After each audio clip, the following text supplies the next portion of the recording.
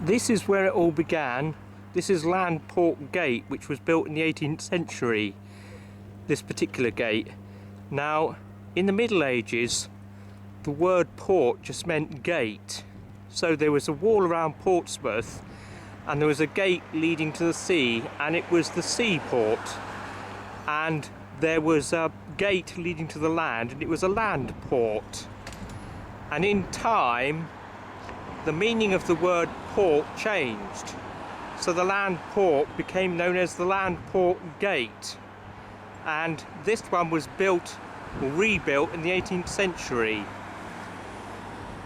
In the very early 19th century, some houses were built halfway between Portsmouth and the village of Kingston. At first they were called the halfway houses, but later they were known as Landport after this gate. This is Charlotte Street. It was named after Queen Charlotte, wife of King George III. This is Lake Road, so called because there used to be a marsh here, and in the winter it turned into an actual lake.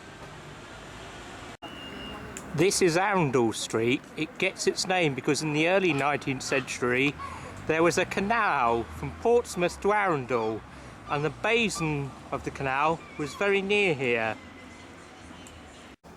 When the canal closed, a section of railway was built along its bed.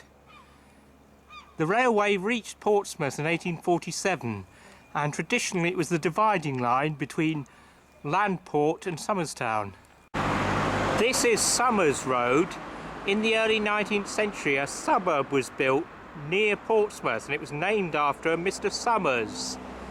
Before the Second World War, Somerstown was like a little village. This road, Somers Road, would be lined with shops and people could do all their shopping here.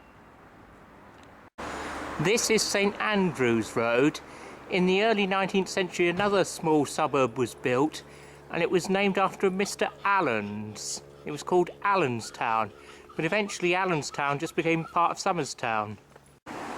This is St Peter's Church in Somerstown. It was built in 1883. Most of Somerstown was rebuilt in the 1960s and the early 1970s.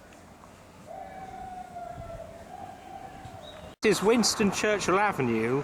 It was built in the early 1970s and it cut Somerstown in two, north and south. Of modern Somerstown.